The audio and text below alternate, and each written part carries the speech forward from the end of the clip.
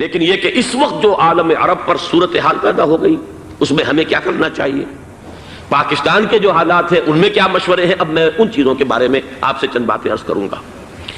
پہلی بات تو یہ ہے کہ مشرق وسطیٰ کے مسئلے میں اس کے پس منظر کو سمجھ لینا چاہیے۔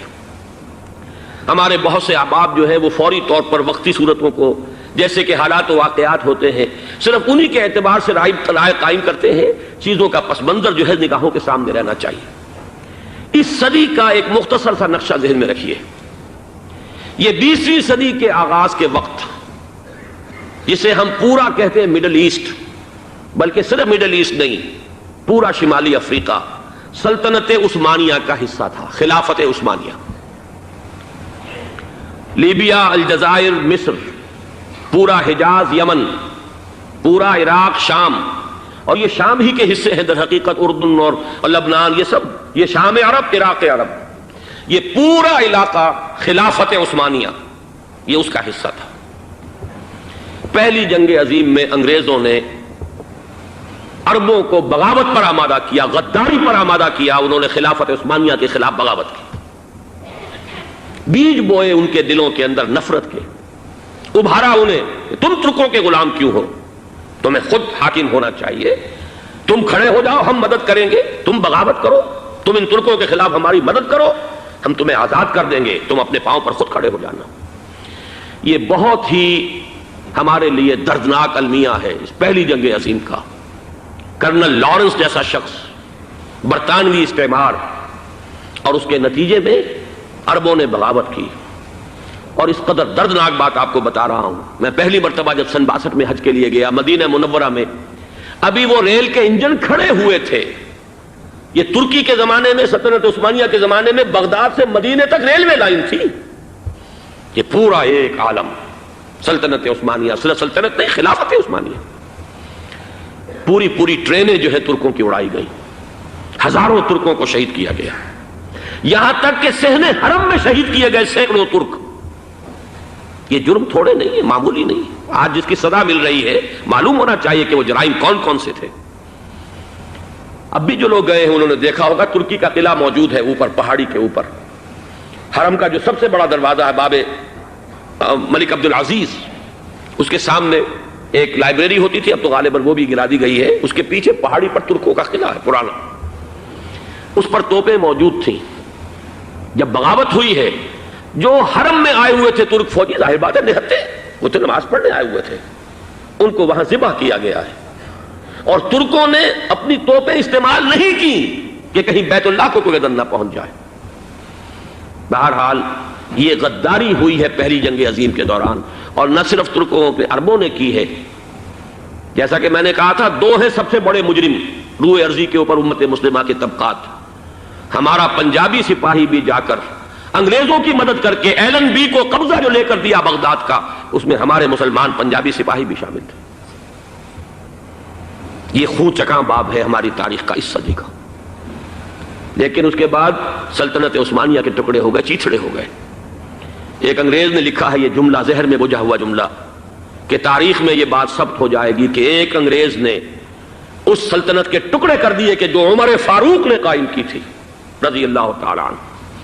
یہ پورا عالم، یہ تمام علاقہ کس نے فتح کیا تھا؟ یہ بات ہاتھ بدل گئے تھے، پھر ترک آ گئے، خلافت عثمانیوں کے پاس چلی گئی، لیکن یہ سلطنت تو حضرت عمر رضی اللہ تعالیٰ عنہ کے زمانے سے چلی آ رہی تھی۔ اس کو ایک انگریز کرنل نے، اور اس نے بغاوت میں آمادہ کر کے عربوں کو اور ترکوں کے پیٹھ میں چھرا ڈھپوا کر ان کے ذریعے سے اور ٹکڑے کر دیے۔ لیکن جب جنگ ختم ہوئی، اب انہوں نے کہا کہ اب ہمیں آزادی دیجیے، تو اب انہیں معلوم ہوا کہ غداروں کو دنیا میں کیا ملتا ہے۔ ٹکڑے کر دیے گئے۔ یہ حصہ عراق یہ انگریز کے پاس رہے گا، شام کا یہ علاقہ یہ فرانسیسیوں کے پاس رہے گا، مصر پر انگریزوں کا تسلط رہے گا، لیبیا اطالویوں کے پاس رہے گا، لے دے کر یہ جو علاقہ تھا حجاز، چونکہ وہاں کچھ تھا ہی نہیں، بے وادن غیر ذی زرع، یہ عربوں کے پاس چھوڑ دیا گیا۔ اس وقت جو بادشاہ ہیں شاہ حسین اردن کے، ان کے دادا سب سے بڑے غدار وہی تھے، لہذا ان کو اس علاقے کی بادشاہت دے دی گئی۔ اس کے بعد نجد سے ایک تحریک اٹھی ہے، وہ سعودی جو خاندان ہے وہ نجد سے اٹھا ہے۔ نجد میں اس وقت کچھ بھی نہیں تھا، وہ تو صرف ریت کے تودے تھے اور کچھ بھی نہیں، لہذا ادھر کسی استعماری قوت کو دیکھنے کی ضرورت ہی نہیں تھی۔ وہ تو بعد میں تیل برآمد ہوا اور اس کی حیثیت ہو گئی، اور یہ امارات کا علاقہ جو ہے اس کی دنیا میں اب گویا کہ یوں سمجھیے کہ جو سب سے زیادہ اہم علاقے ہو سکتے ہیں روئے ارضی کے نقشے پر، ان میں سے ایک وہ ہو گیا، لیکن یہ اس وقت کی بات میں کر رہا ہوں، کوئی حیثیت نہیں تھی، لہذا اس کو چھوڑ دیا گیا۔ یہ ہے تاریخی پس منظر، یہ لکیریں جو کھینچی گئی ہیں، یہ ایک ملت اسلامیہ کو جو قومیتوں میں تقسیم کیا گیا، پھر نعرے لگوائے گئے المصر للمصریین الشام للشامیین، اب شامی ایک علیحدہ قوم ہو چکے ہیں، مصری ایک علیحدہ قوم ہو چکے ہیں، عراقی ایک علیحدہ قوم ہو چکے ہیں۔ یہ ساری تقسیمیں استعمار کی پیدا کرنا ہے، اس کا کوئی تعلق اسلام کے ساتھ نہیں۔ اب ضرورت تو اس بات کی تھی کہ استعمار کے پنجے جب یہاں سے کچھ ہٹے، دوسری جنگ عظیم کے بعد ایک دور آیا، امریکہ ابھرا ہے دنیا کی عالمی سطح پر سیاست میں، اس کے ہاں کچھ آزادی کے تصورات تھے، اس نے بھی سپورٹ کیا۔ برطانیہ کمزور ہو چکا تھا، وہ اتنے بڑے علاقے کو ہولڈ نہیں کر سکتا تھا۔ ہندوستان بھی آزاد ہوا، پھر یہ کہ اور دوسرے علاقوں سے بھی اس کو پسپائی اختیار کرنی پڑی۔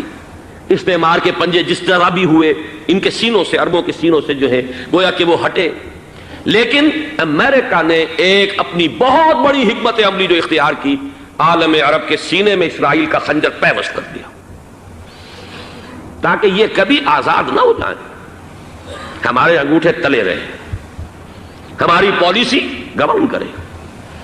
یہ استعمار کا دوسری جنگ عظیم کے بعد جہاں برطانوی استعمار، فرانسیسی استعمار رفتہ رفتہ یہ ہٹنے شروع ہوئے، صدر ناصر نے انگریزوں کو اٹھا کر پھینکا میڈیٹرینین میں اور دوسرے جگہوں سے، الجزائر نے آزادی حاصل کی فرانس سے، اطالویوں سے جو ہے لیبیا والوں نے آزادی حاصل کی، یہ ہو گیا، لیکن ایک خنجر پیوست کر دیا گیا اسرائیل کا سینہ عرب میں۔ اس صورتحال میں ظاہر بات ہے کہ ایک تو بڑی آئیڈیل پوزیشن تھی کہ پورا عالم اسلام متحد ہو، لیکن وہ تو بہت دور کا خواب معلوم ہوتا ہے۔ علامہ اقبال سے بڑا کوئی نقیب نہیں ہے ملت اسلامی کی وحدت کا، ایک ہو مسلم حرم کی پاسبانی کے لیے نیل کے ساحل سے لے کر تابخا کے کاشغر، لیکن انہیں بھی اپنے لیکچرز میں کہنا پڑا کہ اس وقت جو صورتحال ہے پورے عالم اسلام کی ایک وحدت بن جانا تو تقریباً ناممکن نظر آ رہا ہے، اگر کسی طرح ایک common wealth of Muslim nations وجود میں آ جائے تو بھی بڑی کامیابی ہوگی، لیکن اس سے بھی پہلے یہ تو زیادہ آسان تھا کہ عالم عرب ایک وحدت کی شکل اختیار کر لے۔ یہ تو ایک قوم ہے، اکثر و بیشتر ایک نسل یا زیادہ دو نسلیں کہتی تھے، شمالی افریقہ میں بربر نسل بھی ہے، باقی تو سب عرب ہے۔ یہ پورا عالم ایک نسل، ایک زبان، پورے اتنے رقبے کے اوپر بولے جانے والی ایک زبان، یہ تو ایک ہو جائے۔ افسوس یہ ہے کہ اس کا ایک ہو جانا، ایک شخصیت ابھری تھی جو مذہبی مزاج کی شخصیت تھی، جو دینی مزاج کی حامل شخصیت تھی، اگر اس کی قیادت میں عالم عرب متحد ہو جاتا تو واقعتاً ایک بہت بڑا جو ہے مرحلہ وہ طے ہو جاتا پوری عالمی ملت اسلامیہ کی ایک وحدت اختیار کرنے کا۔ وہ شخصیت تھی شاہ فیصل شہید کی، اور اس لفظ کے ساتھ ہی آپ کے ذہن میں آ گیا ہوگا کیوں انہیں شہید کر دیا گیا، کس نے کیا کرایا، کہاں سے تعلیم حاصل کر کے آیا تھا وہ جس نے شہید کیا شاہ فیصل شہید کو، اس کی گردن پر کون سوار تھی، وہ یہودی لڑکی کے جس کے فوٹو بھی شائع ہوئے، ایک گردن پر اٹھائے کھڑا ہوا شہزادہ اپنی ایک یہودی دوست کو، لڑکی کو، اور وہی ہے کہ جس نے جا کر پستول سے شہید کیا ہے۔ جہاں میں اچھی طرح جان لیجئے، جیسے بارہا میں نے عرض کیا ہے کہ حضرت عمر کو شہید کرنے والا کہنے کو ابو لولو فیروز تھا، لیکن اس کے پیچھے پورا ایرانی نسل پرستی کا جو پورا پس منظر ہے، اسے تو ہر شخص جس کی ذرا بھی نگاہ جو ہے جو صرف منظر کو نہ دیکھ رہی ہو، پس منظر کو بھی دیکھنے والی ہو، وہ تو جان لے گی کہ ابو لولو فیروز ایک فرد کا نام نہیں تھا، وہ ایران کا انتقام تھا عالم عرب سے۔ بالکل اسی طریقے سے یہ امریکی استعمار کا ہتھ کنڈا تھا، اسے محسوس ہوا۔ شاہ فیصل مذہبی مزاج کا شخص یہ ابھر رہا ہے، اور یہ شاہ فیصل کی حکمت عملی کا ذرا آپ اندازہ کیجئے۔ لاہور میں سمٹ کانفرنس ہوئی، اس میں وہ آئے، سب سے ٹاورنگ پرسنالٹی پورے اس وقت عالم اسلام کے اندر شاہ فیصل کی تھی، اور وہ گویا کہ ایک بہت ہی جس کو کہا جائے کہ ایک بہت ایلڈرلی، ایک بزرگانہ ایک شخصیت جو ہے، اور انہوں نے اپنے دولت کے دروازے، عرب میں وہ مشہور تھے کہ نہایت خسیس اور بخیل انسان ہے، اس لیے کہ وہاں وہ خرچ کرتے تھے حساب کتاب کے ساتھ، لیکن ان کے خزانے کھلے ہوئے تھے عالم اسلام کے لیے، ادھر بھی مدد ہے، ادھر بھی مدد ہے، ادھر بھی کام ہو رہا ہے، ادھر بھی کام ہو رہا ہے۔ پھر انہوں نے تیل کا ہتھیار استعمال کر کے ایک دفعہ امریکہ کو دن میں تارے دکھا دیے تھے، لہذا ان کا ہٹایا جانا سین سے یہ امریکی استعمار کے لیے لازم تھا۔ اب لے دے کر رہ گئے کون؟ سیکولر مزاج کے لوگ۔ پہلی اٹمپٹ جمال عبد الناصر نے کی، ناکام ہو گیا۔ قذافی صاحب نے کوشش کی کہ وہ ان کی جانشینی حاصل کر لے، ناکام ہو گیا۔ اب ایک تیسری شخصیت صدام حسین کی، ملحد ہے، اسلام سے کوئی سروکار نہیں، باس کا فلسفہ، سیکولرزم پلس عرب نیشنلزم، یہ اصول ہے۔ لیکن یہ ہے کہ یہ شخصیت ابوبکر ایسی آئی ہے کہ اس سے اس وقت یہ جان لیجئے، میں امریکہ میں بھی عربوں سے مل کر آیا ہوں، سعودی عرب میں بھی اب میں وہ دیکھ آیا ہوں، نوجوان نسل جو ہے عربوں کی، پورا جو دوسرے عرب ممالک ہیں جہاں پر کہ مذہب کا اتنا چرچا ہی نہیں ہے، پورا فلسطینی عرب، جارڈن کے عرب، شامی عرب عوام، وہ سب کے سب صدام کے پیچھے ہیں اس وقت، اس لیے کہ انہیں نظر آ رہا ہے کہ ایک شخص پھر ایسا پیدا ہو کر سامنے آ گیا ہے جو شاید عالم عرب کو پھر یونائٹ کر دے۔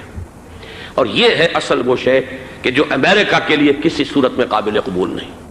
دولت کے یہ ذخائر، خلیج کی یہ دولت، سیال سونا اور اس کے ذخیرے، اور یہ کسی طریقے سے یہ امریکہ کے زیر اثر نہ رہے، یہ ہے وہ شے جو اسے برداشت نہیں ہے۔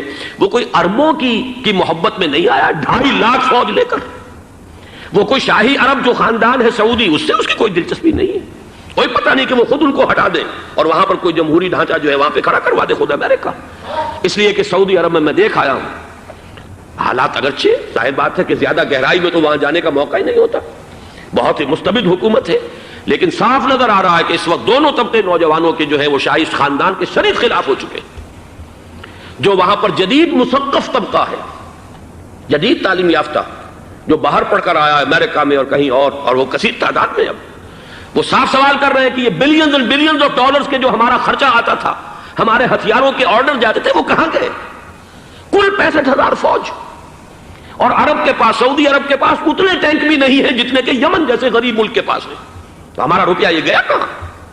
یہ ایک سوال ہے جو ہر شخص کے ذہن کے سامنے ہے۔ اب ہمیں اپنے معاملات کو خود سنبھالنا ہوگا۔ اسی طریقے سے جو مذہبی طبقہ ہے، اور وہاں ہے بڑی تعداد میں مذہبی طبقہ نوجوان جن میں بڑا جذبہ ہے، اور ان کا وہ جوش جہاد انہیں جہاد افغانستان تک لے کر آیا ہے۔ سینکڑوں عرب نوجوان یہاں جو ہے شہید ہوئے، اپنے ملک میں تو انہیں بولنے کی بھی کوئی امکان نہیں ہے، لیکن یہاں وہ جذبہ جو اندر اندر پروان چڑھ رہا ہے، وہ جذبہ انہیں لایا ہے، اور افغانستان کی سنگلاخ وادیوں کے اندر انہوں نے جام شہادت نوش کیا ہے۔ وہ طبقہ بھی شدید اب مخالف ہو چکا ہے کہ انہوں نے امریکیوں کو بلا کر، ان میں یہودی بھی ہیں، عیسائی تو ہے ہی ہے، یہودی ہیں، یہودی عورتیں ہیں، جو کچھ اب وہاں بے حیائی اور بے پردگی کے مناظر نظر آ رہے ہیں۔ یہ سرزمین عرب، میں نے امریکہ میں تقریر سنی ہے، اسنا کے جو فائنل ان کا ایک سیشن تھا، اسلامک سوسائٹی آف نارتھ امریکہ، جس میں میں مدعو کیا گیا تھا، اور اسی لیے میں نے یہ سفر کیا تھا۔ ایک نوجوان نے جو تقریر وہاں پر کی ہے، واقعہ یہ ہے کہ میں حیران رہ گیا اس کی جرأت کا۔ اس نے کہا کہ حضور نے فرمایا تھا کہ جزیرہ نما عرب میں 2 دین جمع نہیں ہو سکتے، اور آج شاہی خاندان کی صرف اپنی حکومت کو بچانے کے لیے امریکیوں کو اتنی بڑی تعداد میں بلا لیا گیا ہے، جن میں موبائل چرچ بھی ہیں، موبائل سینیگوگز ہیں، یہودی مرد اور عورتیں جو ہے دندناتے پھر رہے ہیں آج عرب کی سرزمین پر۔ لہذا جو مذہبی طبقہ ہے وہ اس پر شدید رد عمل جو ہے اس کے اندر پایا جاتا ہے۔ یہ حالات ہیں جو میں آپ کے سامنے چاہتا تھا کہ رکھ دوں۔ یہ وہ شامت اعمال ہے۔ ایک طرف یہ کہ وہ شخصیت جو ہے صدام حسین کی، وہ کوئی پسندیدہ شخصیت نہیں، لیکن یہ کہ اس شخصیت کو تقویت دینے والے بھی تو یہی لوگ تھے۔ انہیں خطرہ تھا ایران کے انقلاب سے کہ کہیں اسی قسم کا کوئی انقلاب ہمارے ہاں نہ آ جائے، لہذا انقلاب ایران کو ایکسپورٹ نہ ہونے دے، اس لیے انہوں نے اسی صدام حسین کو بلینز اور بلینز آف ڈالرز کی مدد دی۔ آج وہی ہے، عربی کی تو ایک کہاوت بھی ہے، سمن کلبک، یا کو لوگ اپنے کتے کو کھلا پلا کے موٹا کرو، کسی روز تمہیں کو کاٹے گا۔ آج وہ تو انہیں کاٹ رہا، لیکن یہ کہ اس کا جو علاج تجویز ہوا ہے وہ انتہائی خوفناک ہے۔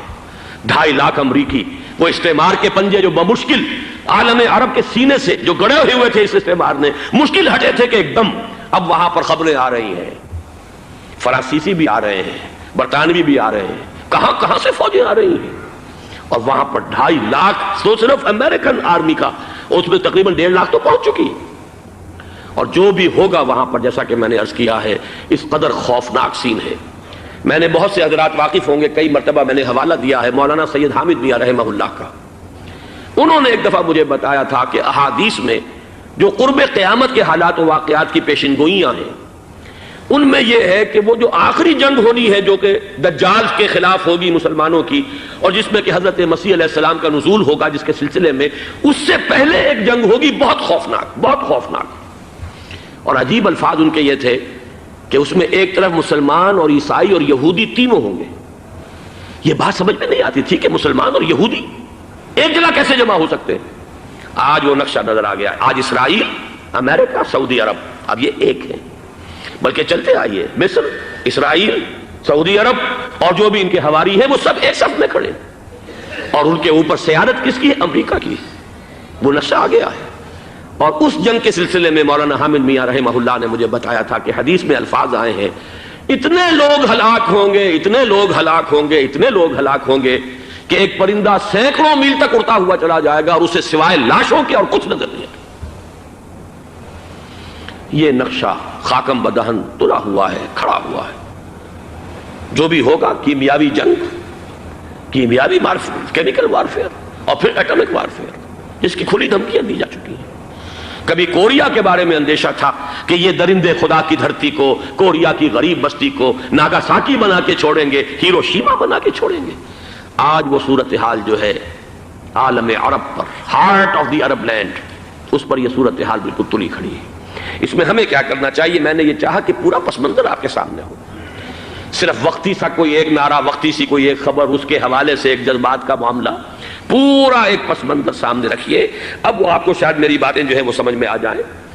نمبر ایک، ہمیں کسی صورت اس جنگ میں امریکہ کے گھڑے کی مچھلی نہیں بننا چاہیے۔ امریکہ اسلام کے تحفظ کے لیے نہیں آیا، امریکہ حرمین کی حفاظت کے لیے نہیں آیا، امریکہ اپنے مفادات، عالمی مفادات کے تحفظ کے لیے آیا، اور زیادہ سے زیادہ آپ کہہ سکتے ہیں کہ وہ سعودی شاہی خاندان کی حفاظت کے لیے آیا۔ اور بڑا عمدہ مضمون چھپا تھا پچھلے، بلکہ ابھی تک تو وہ تازہ ہی ہے جب تک نیا نہیں آتا، ندا میں، جس کا عنوان تھا اربوں کا چھرا اور اربوں کا گدا۔ سارے پیسے بھی انہیں سے لے رہے ہیں۔ $12 بلین کا ایک چیک لے کر گیا جیمز بیکر۔ اندازہ تو کیجیے دنیا کہاں سے کہاں پہنچ گئی۔ میں حیرت ہوں کہ دنیا کیا سے کیا ہو جائے گی۔ 2 ماہ قبل اس کا تصور نہیں ہو سکتا تھا۔ اتنی بڑی قوت امریکہ کی، تباہ کن قوت، اور جمع ہو جائے گی عرب کے اندر۔ لیکن یہ کہ وہ کاسٹ بھی اربوں ہی کی ہوگی، انہی کا چھرا، انہی کا گلا۔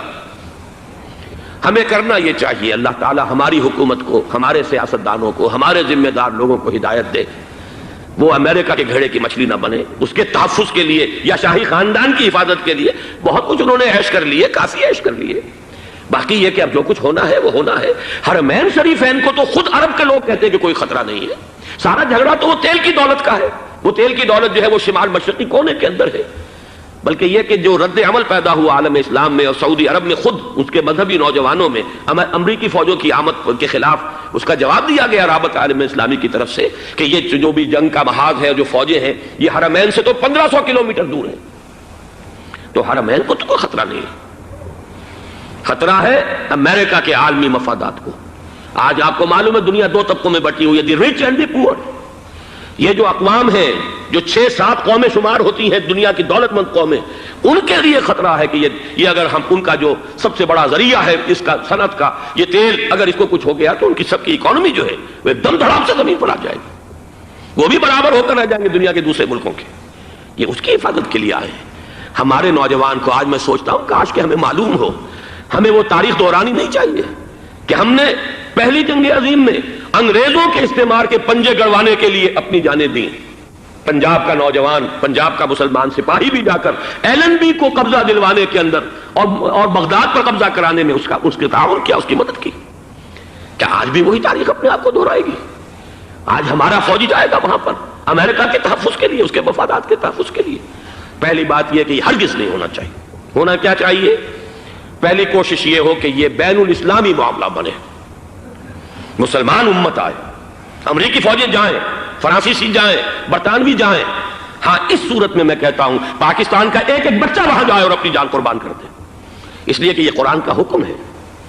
وَإِن طَائِفَتَانِ مِنَ الْمُؤْمِنِينَ اقْتَتَلُوا فَأَصْلِحُوا بَيْنَهُمَا فَإِن بَغَتْ إِحْدَاهُمَا عَلَى الْأُخْرَى فَقَاتِلُوا الَّتِي تَبْغِي حَتَّى تَفِيءَ إِلَىٰ أَمْرِ اللَّهِ فَإِن فَاءَتْ فَأَصْلِحُوا بَيْنَهُمَا بِالْعَدْلِ وَأَقْسِطُوا إِنَّ اللَّهَ يُحِبُّ الْمُقْسِطِينَ۔ امت مسلمہ کو حکم دیا گیا ہے اگر مسلمانوں کے 2 گروہ لڑ پڑے تو تم صلح کراؤ، اور اگر ایک فریق زیادتی پر تلا رہے، اڑا رہے، تو اب سب مل کر اس سے جنگ کرو یہاں تک کہ اسے اللہ کے حکم کے آگے جھکا دو۔ پھر اگر وہ اللہ کا حکم مان لے، صلح پر آ جائے، تو پھر عدل و قسط کے ساتھ ان کے درمیان صلح کرا دو۔ یہ ہمیں حکم ہے، مسلمانوں کو حکم ہے۔ لیکن یہ کہ یہ امریکی آ رہے ہیں اور امریکی استعمار اور امریکی مفادات، اور اس کے لیے جو ہے پاکستان کا مسلمان سپاہی بھی جائے، میرے نزدیک کی کسی صورت میں صحیح نہیں۔ مطالبہ بھی ہو رہا ہے، آج ہی غالباً ایک انٹرویو آیا ہے، شاہ حسین کے بھائی جو ہیں حسن بن طلال، انہوں نے بھی یہی کہا ہے کہ اس کو مسلمانوں کو آپس میں اس معاملے کو طے کرنا چاہیے، اس قضیے کو، امریکی فوجوں کو یہاں سے فوراً واپس جانا چاہیے۔ اور یہی بات میں یقیناً تائید کروں گا، تحسین کروں گا، یہی موقف ایران کا ہے۔ ایران عراق کے خلاف جو UN کے سینکشنز ہیں، کہتا ہے ہم اس کی پابندی کریں گے، لیکن امریکہ کو یہاں سے نکلنا چاہیے۔ یہ مسلمانوں کا اپنا معاملہ ہے، وہ آپس میں طے کریں۔ پاکستان کو بھی یہی موقف اختیار کرنا چاہیے پوری قوت کے ساتھ۔ اس میں کوئی بھی اگر کمزوری ہو رہی ہے تو در حقیقت یہ گویا کہ ہم امریکی استعمار کے ہاتھ میں اس کا آلہ کار بن کر، کھلونا بن کر استعمال ہو رہے ہیں، جو کہ ہمیں کسی صورت میں نہیں کرنا چاہیے۔ اگر یہ بھی ناکافی ہو تو دوسرا ایک اور مسئلے کا حل موجود ہے، اس سے براڈر سطح پر، کہ غیر جانبدار ممالک اگر کوئی ہے، ان کو بھی اس قضیے کے اندر شامل کیا جائے۔ ایک تحریک تھی کسی زمانے میں، کافی بڑی تھی، لیکن یہ کہ وہ بھی اگر اس کے اندر شامل ہو جائیں۔ لیکن امریکہ، رشیا، یہ تو ظاہر بات ہے سپر پاورز ہیں، ان کے مفادات ہیں، عالمی اور گلوبل مفادات ہیں، لہذا اول تو یہ ہونا چاہیے کہ بین الاسلامی معاملہ بنا کر، اس صورت میں جیسا کہ میں نے عرض کیا، ہماری پوری فوج بھی جائے اللہ پر توکل کر کے۔ پاکستان کا محافظ اللہ ہوگا، اگر اللہ کے ایک حکم کے اوپر عمل کرتے ہوئے مسلمان یہاں سے جائیں اور جا کر وہاں پر جو ہے اپنی جانیں دینے کو تیار ہو جائیں۔ لیکن اگر یہ اس میں بھی کافی نہ ہو تو جو بھی غیر جانبدار ممالک ہیں ان کو بھی اس معاملے کے اندر شریک کیا جا سکتا ہے۔ بدرجہ آخر اگر پاکستانی فوج جائے، وہ صرف حرمین شریفین کے گرد و نواح میں ان کو ڈپلوائے کیا جانا چاہیے۔ اگر خدا نہ خواستہ وہاں پر کوئی آنچ آنے کی شکل پیدا ہو جائے تو اس کی، اے ارض پاک تیری حرمت پہ کٹ مرے ہم، اس کے لیے مسلمانوں کو تیار رہنا چاہیے۔ اس لیے کہ بہرحال جہاں تک ارض پاک کی حرمت کا تعلق ہے وہ ہمارے ایمان کا جز ہے۔ باقی برطانوی مفادات، امریکی مفادات، صنعتی ممالک کے مفادات، یا کسی شاہی خاندان کے مفادات، یہ شاہی خاندان یہ تو گرتی ہوئی دیواریں ہیں، جانا ہے آج نہیں تو کل۔ لیکن یہ کہ اصل معاملہ ہے امت کا، اصل معاملہ ہے امت مسلمہ کا، اصل معاملہ ہے حرمین شریفین کا، لہذا ان دونوں چیزوں کو لازماً گڈمڈ نہ کریں۔ آپ حضرات کے علم میں ہے کہ اس سے پہلے ایران کی طرف سے بار بار مطالبہ ہوا کہ حرمین کو بین الاسلامی کنٹرول میں دے دیا جائے اور سعودی عرب کا اس کے اوپر سے جو انتظامی عمل دخل ختم کر دیا جائے۔ میں نے کبھی تائید نہیں کی، اس لیے نہیں کی کہ میرا مشاہدہ ہے، میں گیا ہوں بارہا، سعودی عرب کی حکومت نے چاہے خود بھی بڑے بڑے محل بنائے ہیں لیکن حرمین کی خدمت کے اندر بھی کوئی کمی نہیں کی، اس پر انہوں نے اربوں ڈالر اس پر بھی خرچ کیا ہے، اس کے اوپر انہوں نے اس حج کے انتظامات پر پوری حکومت جو ہے وہ اپنے آپ کو لگائے رکھتی ہے۔ لہذا اس اعتبار سے کوئی کمی کی بات نہیں وہاں پر آئی کہ جس کے لیے ضرورت ہو کہ ان کا عمل دخل وہاں سے ختم کیا جائے۔ لیکن یہ صورتحال اب جو پیدا ہو گئی ہے یہ بالکل مختلف ہے، اسے اس کے کانٹیکسٹ کے اندر دیکھا جانا چاہیے، اور اسی کے حوالے سے میں نے چند رائے آپ کے سامنے رکھی۔ اب آئیے پاکستان کی طرف، جو ہمارا اصل مسئلہ ہے، اس کے تو ہم سب سے بڑے ذمہ دار ہیں۔ اس کی بھلائی ہے تو، برائی ہے تو، اس میں خیر آتا ہے تو وہ بھی ہماری کوشش اس کے لیے ضروری ہے، اور کوئی شر پیدا ہوتا ہے تو اس کی ذمہ داری بھی ہم پر آئے گی۔ اس کے ضمن میں چند باتیں عرض کر رہا ہوں۔ شدید ترین خطرہ ہے، جیسا کہ میں عرض کر چکا ہوں، کہ بھارت حملہ کرے گا۔ مجھے تو تقریباً یہ رائٹنگ آن دی وال کے مانند ایک فیصلہ نظر آ رہا ہے، بلکہ آج میں کسی سے کہہ رہا تھا کہ اگر اب نہیں تو پھر کبھی بھارت حملہ نہیں کر سکتا۔ اس کے لیے سچویشن بالکل رائٹ ہے۔ 2 مرتبہ ایکسرسائز کر چکا ہے وہ، خاص ٹارگٹ بنا کر حیدرآباد کو، اور اس کے پیش نظر ہے سندھ میں جو بھی خلفشار ہے اسے اس کے علم میں ہے، جو بھی تصادم ہے۔ اب بھی اگرچہ اس وقت کی جو ہماری اندرونی سیاست ہے یہ اس کا کرشمہ سامنے آیا ہے کہ جی ایم سید صاحب کو ایگزونریٹ کیا جا رہا ہے، ان کو اب محب وطن کا خطاب دوبارہ دیا جا رہا ہے۔ وہ شخص جس نے اسلام کے خلاف انتہائی زہریلی باتیں کی ہیں، وہ شخص جس کی کتاب اب پاکستان ٹوٹ جانا چاہیے، وہ لاکھوں کی تعداد میں ہندوستان سے چھپ کر آئی ہے، یہاں تقسیم ہوئی ہے، آج اسے سند دی جا رہی ہے۔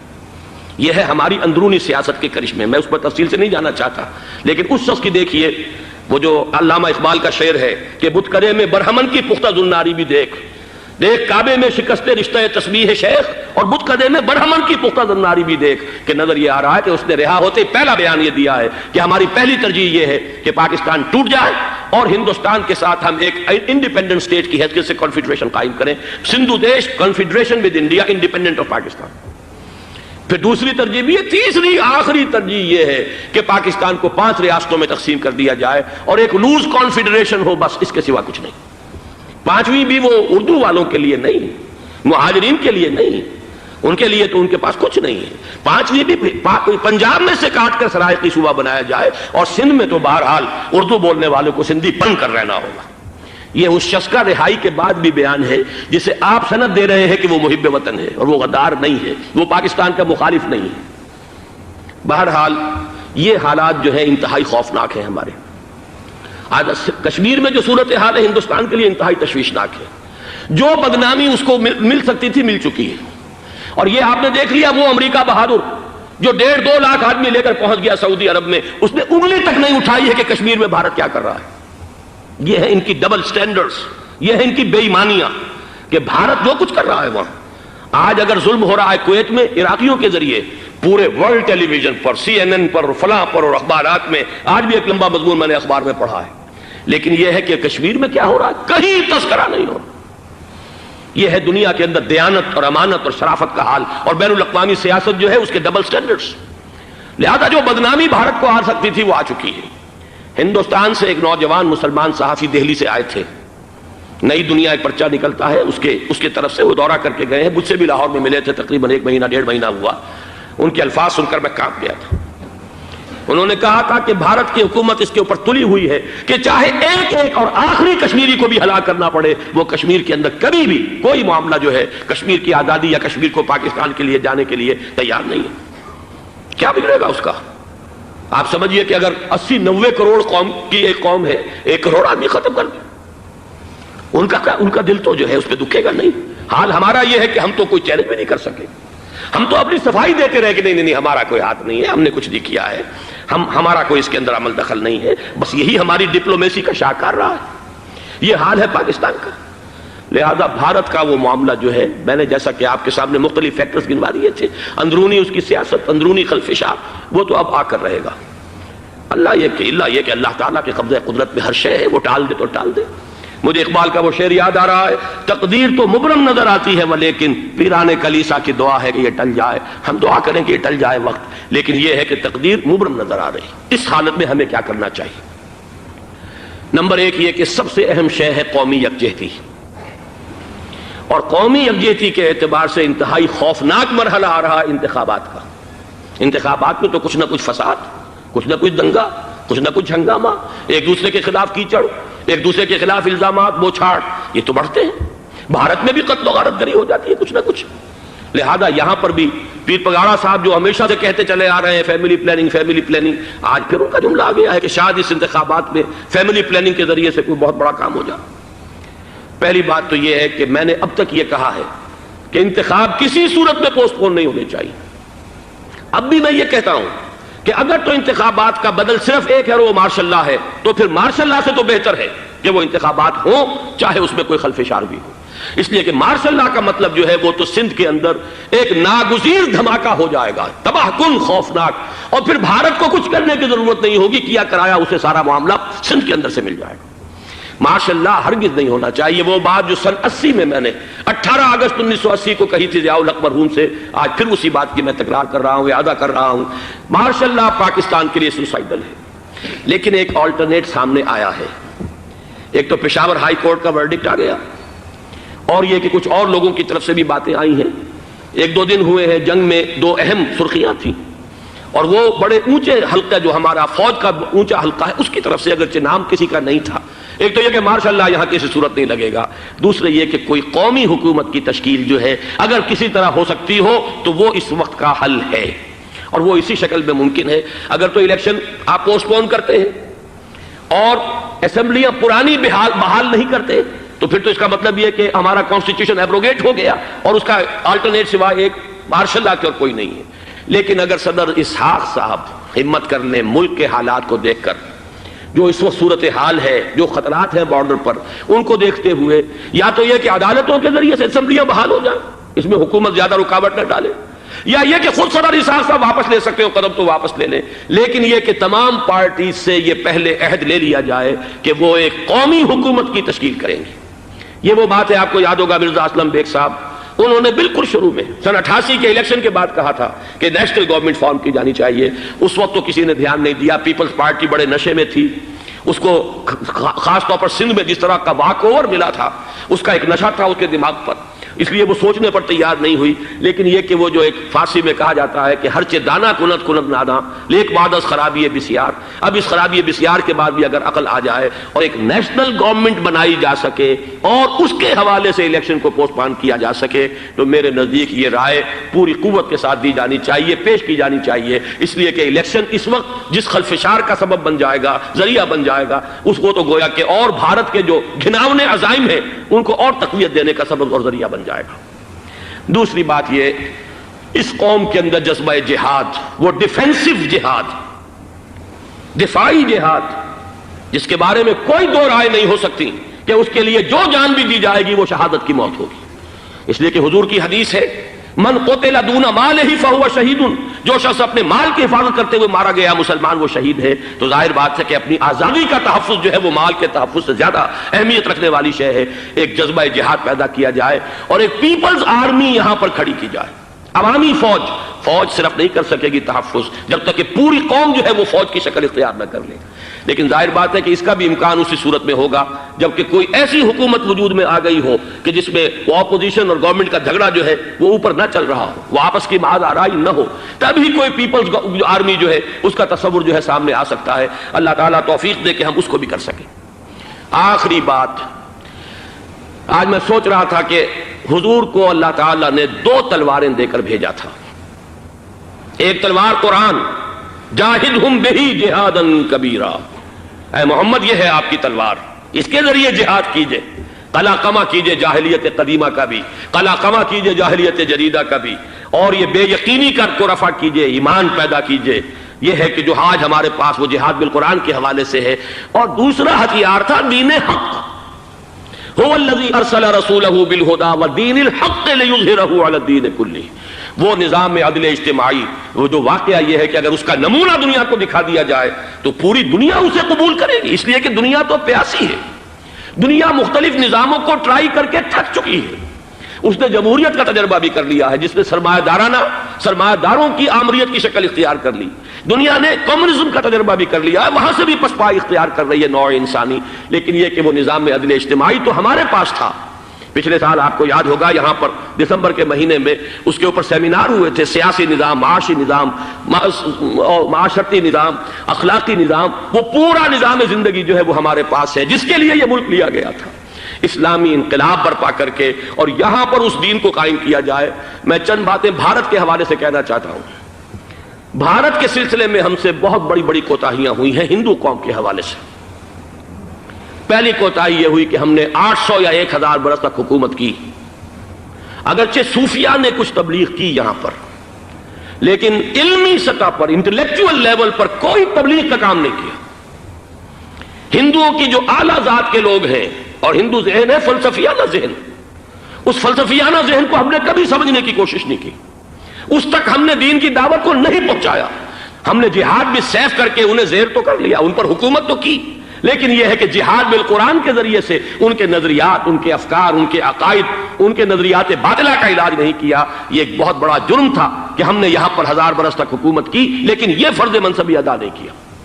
اس ضمن میں آپ سے عرض کروں کہ پچھلے سال جب میں گیا تھا انڈیا، مولانا علی میاں سے مدظ اللہ العالی میری ملاقات ہوئی، میں نے انہیں ایک مشورہ دیا، وہ چونک گئے، انہوں نے مشورہ پسند بھی کیا، یہ مجھے نہیں معلوم کہ اس پر عمل کیا یا نہیں۔ میں نے ان سے عرض کیا کہ آپ ندوۃ العلماء میں سنسکرت کی تعلیم لازم کر دیں تاکہ یہاں کا عالم دین جو نکلے وہ ہندو جو مذہب کی کتابیں ہیں ٹاپ کی امہات کتب ان کو بھی سمجھ سکتا ہو۔ جب تک آپ ہندو ذہن کو نہیں سمجھیں گے اسلام اس کے سامنے پیش نہیں کر سکتے۔ لہذا ایک کام تو ہمیں یہ کرنا ہے، اور میں نے شاید آپ میں سے جو حضرات بھی میثاق پڑھتے ہیں ان کے تو علم میں یہ بات ہوگی کہ میں نے شاہ ولی اللہ دہلوی رحمۃ اللہ علیہ کا ایک قول جو ہے نقل کیا ہے، ہندوستان ہی کے ایک رسالے میں وہ ان کا قول جو ہے اس کو کوٹ کیا گیا تھا، وہاں سے میں نے نقل کیا کہ انہوں نے فرمایا کہ ایک وقت آئے گا کہ ہندو قوم کے اعلیٰ ذات کی اکثریت اسلام قبول کر لے گی. اللہ کرے کہ وہ کام ہو. وہ بھی ہوگا تو جہاد بالقرآن کے ذریعے سے ہوگا. دوسری دو کوتاہیاں کیا ہوئی؟ دیکھیے میں اس کی مثال دے رہا ہوں. ہم نے اب تک اسلام کے لیے جو نعرہ بازی کی ہے اس کا نتیجہ یہ نکلا، ہندو کو ہم نے بیدار کر دیا، چوکنا کر دیا، منظم کر دیا، اپنے خلاف کھڑا کر دیا، اور ہم نے کچھ کیا نہیں. اس کی ایک سادہ مثال دے رہا ہوں. چپ راس چپ، چپ راس چپ، خاکسار تحریک، دہل گیا تھا پورا ہندوستان. واقعہ یہ کہ دہل گیا تھا. وہ تحریک تو اس کے بعد ختم ہوئی، اب آثار قدیمہ میں کہیں رکھی ہوئی ہے. لیکن ہندو نے اس وقت سے RSS شروع کی، ہندو کو جگہ دیا. RSS جوابی تحریک تھی خاکسار تحریک کے مقابلے میں، اور وہ 60 برس ہو گئے مسلسل کام کر رہے ہیں. وہ تحریک موجود ہے اور اب وہ بہت بڑی فارمیڈیبل فورس بن چکی ہے ہندوستان کے اندر. اسی طرح دوسری بات عرض کر رہا ہوں، ہمارے ہاں اسلام کا نعرہ، اسلامی نظام، اسلامائزیشن، حکومت، قانون، یہ پہلے تو لگا کرتا تھا اپوزیشن کے پلیٹ فارم سے. 11 برس جو تھے ہمارے مرحوم ضیاء الحق صاحب کے، وہ ایوان حکومت سے یہ نعرہ لگا. نتیجہ یہ نکلا ہندوستان میں رام راشٹر کی تحریک کھڑی ہو گئی جوابی رد عمل کے طور پر. ہم نے تو کچھ کیا بھی نہیں سوائے کچھ کاسمیٹک تبدیلیاں، کچھ اوپر کی تبدیلیاں، کچھ رنگ و روغن، کچھ عید میلاد النبی زیادہ شوق سے اور زیادہ شان سے بنانی شروع کر دی، کچھ اور ہم نے اس طرح کے جو ہے وہ تقریبات کا آغاز کر لیا. باقی وہ اسلام کا نظام، وہ نظام تو ہم نے قائم نہیں کیا. میں نے جو حضرات واقف ہیں مجھ سے، انہیں یاد ہوگا یہ کہ میں سن 80 میں پہلی مرتبہ بھارت گیا تھا پاکستان بننے کے بعد. سن 47 نومبر میں نے کراس کیا تھا from east Punjab to west Punjab. Pakistan آیا خون اور خاک آگ کے دریا عبور کر کے. 33 برس کے بعد میں گیا تھا واپس ہندوستان پہلی مرتبہ سن 80 میں. واپس آ کے جو میں نے تقریر کی تھی اس کے چند چیزیں یاد ہوں گی بہت سے حضرات کو. میں نے کہا تھا میں نے 2 چیزیں بڑی اچھی دیکھی ہندوستان میں، جس سے ہندوستان میں مسلمانوں اور اسلام کے مستقبل کے بارے میں جو بہت زیادہ اندیشے اور خطرے تھے وہ دور ہو گئے. ایک یہ کہ ہندوستان میں بھی کوئی ایک نیشنلزم پیدا نہیں ہو سکا، بلکہ ریجنلزم ہے، علاقائیت ہے، لوگوں کے ذہن کے اندر علاقائیت ہے. اگر ایک مرکزی نیشنلزم پیدا ہو جائے تو بھارت بہت بڑی طاقت بن جائے گا، پورے علاقے کے لیے بہت بڑا خطرہ بن جائے گا. دوسری بات میں نے عرض کی تھی کہ اللہ کا شکر ہے کہ ہندو مذہب کا کوئی ریوائول وہاں نہیں ہوا. بائی اینڈ لارج انڈین ہندو جو ہے وہ سیکولر ذہن کا ہے، مذہب کا احیاء وہاں نہیں ہوا. یہ سن 19 کی بات میں کہہ رہا ہوں، اس لیے کہ مذہب کا اگر احیاء وہاں ہو جائے تو مسلمان کے لیے بڑے خطرے کی بات ہو جائے. لیکن آج میں آپ سے عرض کر رہا ہوں 1990 میں 10 برس کے بعد یہ جو 11 برس تک ہمارے ہاں اسلام کی رٹ لگی ہے، نتیجتاً اب وہاں ملیٹنٹ ہندو ریوائولزم ایک بہت بڑی قوت بن کر آ چکا ہے. ہم نے کچھ کیا بھی نہیں، نعرے لگائے. اور وہاں بی جے پی اب اگلے الیکشن کے اندر وہ یقین رکھتی ہے کہ اس کی حکومت ہوگی. اس وقت بھی بی پی سنگھ کی حکومت جو ہے اسی کے بل پر کھڑی ہے. میری ملاقات ریاض میں ایک ہوئی ہے مراد آباد کے نوجوان سے، اور گفتگو کے آخر میں وہ رو پڑا کہ ہم ہندوستانی مسلمان کیا کریں، ہم تو ایک ایسی صورتحال سے دوچار ہو گئے ہیں کہ کوئی صورت ہمیں نظر نہیں آ رہی بچاؤ کی. 30 اکتوبر کی ڈیٹ دی ہوئی ہے وی ایچ پی نے، وشوا ہندو پریشد جو ہے وی ایچ پی، اس کے دے رکھی ہے کہ ہم نے ہر صورت کچھ بھی ہو جائے. اور ایسے ایسے طریقے ان کے ہیں.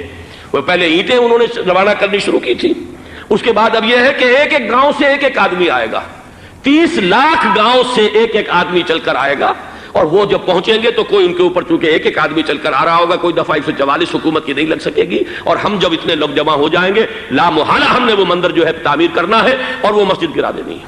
اور ادھر مسلمان جو ہے آخری طور پر طے کیے ہوئے ہیں کہ چاہے ہم سب کٹ مریں لیکن ہم یہ مسجد گرنے نہیں دیں گے. خدا نہ خواستہ یہ صورتحال اگر بالفعل ہو جاتی کنفنٹریشن، اس وقت تو پھر بھی جو حکومت یو پی کی ہے وہ کچھ نہ کچھ مسلمانوں کا ساتھ دے رہی ہے. لیکن یہ کہ بے بس ہوتے کوئی دیر نہیں لگے گی. اگر لاکھوں لوگ جمع ہو جائیں اس شہر کے اندر، ایودھیا کے اندر، تو ظاہر بات ہے ہر حکومت گھٹنے ٹیکنے پر مجبور ہو جاتی ہے. 50,000 اہل تشیع نے ضیاء الحق صاحب کے گھٹنے ٹکوا دیے تھے، داغ رگڑوا دی تھی، اور وہ جو آرڈیننس تھا زکوٰۃ آرڈیننس اس میں ترمیم کروا دی تھی. کیا ہوگا؟ نہایت خوفناک صورتحال ہے. لیکن اگر ہم یہاں اسلام صرف نام نہ ہو عملاً قائم کر کے دکھا دیں، مجھے یقین ہے کہ خود ہندو اسے قبول کرے گا. یہ تو نعمت ہے، یہ راحت ہے، یہ نظام عدل ہے، یہ تو بہترین حل ہے ہمارے تمام مسائل کا. لیکن یہ کہ اگر ہم نے وہ کام نہ کیا، وہ اسلامی انقلاب کی طرف پیش قدمی نہ کی، وجاہدہم بہ جہادا کبیرہ کے ذریعے سے ایمان، اور ایمان کے ساتھ اس کا لازمی نتیجہ وہ ایک جد و جہد، انقلابی جد و جہد، اور اس کے نتیجے میں پاکستان میں اسلامی انقلاب لا کر اسلام کے نظام عدل اجتماعی کو قائم کرنا، یہ ہے دوسرا کرنے کا اصل کام، اور یہ ہے در حقیقت کہ جو ہمارے تمام مسائل کا حل ہے۔